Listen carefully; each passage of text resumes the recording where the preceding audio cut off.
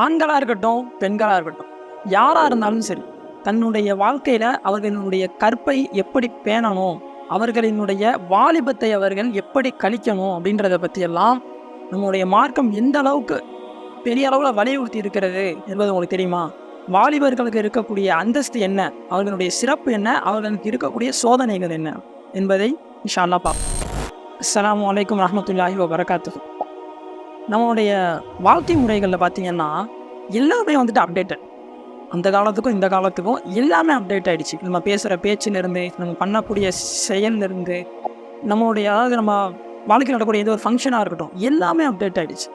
அதன் அடிப்படையில் இந்த மாற்றங்களானது எந்த அளவுக்கு மாறி இருக்குன்னா, ஒரு ஹலாமை செய்வதற்கு ரொம்ப ஈஸியாகவும், ஒரு ஹலாலை செய்வதற்கு ரொம்ப ரொம்ப கஷ்டமாகவும் ஆக்கப்பட்ட காலகட்டத்தில் நம்ம வாழ்ந்துட்டுருக்கோம். ரசூல் ஸல்லல்லாஹு அலைஹி வஸல்லம் அவர்கள் சொன்னார்கள், என்னுடைய உம்மத்திற்கு அந்த மறுமையினுடைய நெருக்கத்தில், கியாமத் நாளினுடைய நெருக்கத்தில் மது பழக்கமும் விபச்சாரமும் பெருகிவிடும் என்று சொன்னார். இஸ்லாத்தினுடைய பார்வையில் மிக பெரும் பாவமானது அந்த வட்டி, ஜினா, அப்புறம் மது அருந்துறது, கொலை, இந்த மாதிரியான விஷயங்கள்லாம் இன்னைக்கு ஜினா மக்களுக்கு மத்தியில் அது மிகவும் சகஜமாக போயிடுச்சு இன்னைக்கு. அதுவும் குறிப்பாக வாலிபர்களுக்கு மத்தியில் அது ரொம்ப ரொம்ப சகஜம். இந்த அளவுக்குன்னா இதெல்லாம் ஒரு பாவமா, அந்த அளவுக்கு அது வந்து போயிடுச்சு. அது பாவம்னே தெரியாத அளவுக்கு ரொம்பவுமே இதுவாக போயிடுச்சு. நான் பெண்களுக்கு சொல்ல விரும்புகிறது என்ன அப்படின்னு சொன்னால், அல்லாஹ் குர்ஆனில் ஒரே ஆயத்தில் சொல்லிட்டான், உங்களுக்கு யார் யார் மஹரம், யார் யார் மஹரம் இல்லை, நீங்கள் எப்படி ஆடை அணியணும், எப்படி ஆடை அணியக்கூடாது, எப்படி இருக்கணும், எப்படி இருக்கக்கூடாதுன்றத ஒரே ஆயத்தில் அல்லாஹ் தென்னந்தெளிவாக சொல்லிட்டான். இதில் ஏதாவது நீங்கள் தவறு பண்ணிட்டீங்க அப்படின்னா அதே ஆயத்திலே அல்லாஹ் லாஸ்ட்டில் சொல்கிறான், நீங்கள் உடனே அல்லாஹ்விடத்தில் தௌபா கேட்டு உங்களுடைய உள்ளத்தை மாற்றிக்கொள்ளுங்கள், உங்களுடைய வாழ்க்கையை மாற்றிக்கொள்ளுங்கள் என்று அல்லாஹ் ஒரே ஆயத்தில் சொல்லிட்டான். இன்னொரு ஆயத்தில் அல்லாஹ் என்ன சொல்கிறான்னா, நீங்கள் ஆண்களிடத்தில் பேசும் பொழுது நளினம் காட்டாதீர்கள், அதாவது சிரித்து சிரித்து பேசாதீங்க அப்படின்னு சொல்லிட்டு அல்லாஹ் சொல்லிட்டான். அப்படியே ஆண்களுக்கு வாங்க, ஆண்கள் தன்னுடைய பார்வையை தாழ்த்தி கொள்ளட்டும் என்று சொன்னார். அந்த ஒரு பார்வையிலேயே முடிஞ்சு தலைவன் ஃப்ளாட்டு படுத்துடுவான். அதோட ரசூலுல்லாஹ் தெளிவாக சொல்லிட்டாங்க, ஒரு மனிதனுக்கு விபச்சாரத்தில் என்ன பங்கு உள்ளது என்பதை. அவனுடைய கண்களும், அவனுடைய நாவுகளும், காதுகளும், கைகளும், கால்களும் அனைத்தும் விபச்சாரம் செய்கின்றன என்று சொல்லிட்டாங்க.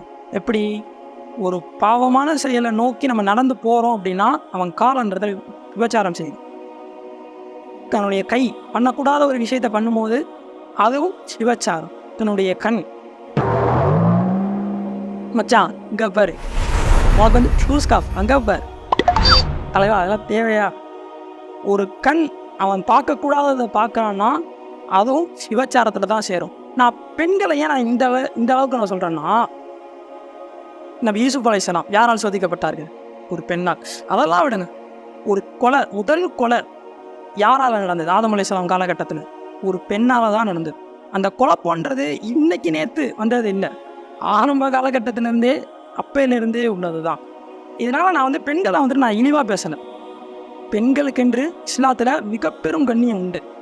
ஆனால் அல்லாஹ் வந்துட்டு ஆண்களினுடைய பார்வைக்கு பெண்களை அழகாக்கி, அதுதான் ஆண்களுக்கு இருக்கக்கூடிய மிகப்பெரிய சோதனை, அதுவும் இந்த காலகட்டத்தில்.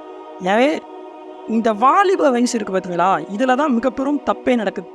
அல்லாஹ்வுக்கு மிக மிக விருப்பமானதும் இந்த வாலிப வயசு தான். நாளை மறுமையில் இந்த வாலிபத்தை பற்றி அல்லாஹ் கேள்வி கேட்பான், அதுக்கு பதில் சொல்லாமல் நம்ம ஆளை நகரவே முடியாது. உன்னுடைய வாலிபத்தை எப்படி கழித்தா என்ற கேள்வி எல்லாருக்குமே உண்டு. அதே இந்த வாலிபர்களுக்கு மிக பெரும் அந்தஸ்தும் உண்டு. எப்படி? நாளை மறுமையில் அல்லாஹ்வினுடைய அரிஷுக்கு கீழே நிற்கக்கூடிய 7 கூட்டத்தினர்களும் ஒரு கூட்டத்தினர்கள் வாலிபர்கள், சொர்க்கவாதிகள். சொர்க்கவாதிகள் எப்படி இருப்பாங்க? வாலிப வயசில் தான் இருப்பாங்க. இந்த வாலிப வயசில் தன்னுடைய நஃப்ஸை கட்டுப்படுத்தி ஒரு வாழ்வானே, ஆனால் அவன் நிச்சயமாக வெற்றி பெறுவான். இதனால் நான் என்ன சொல்கிறேன்னா, ஒரே ஒரு துளி, இந்த இம்மை கடல் போல உள்ளது ஆகிறது. ஒரு துளிக்கு ஆசைப்பட்டு ஒரு கடலை இழந்துடாது. அல்லாஹ் நம்ம இம்மையிலும் மறுமையிலும் வெற்றியாளனாக வாழ உதவி செய்வானாக என்ற நல்ல துஆவோடு முடிக்கிறேன். அஸ்ஸலாமு அலைக்கும் வரஹ்மத்துல்லாஹி வபரகாத்துஹு.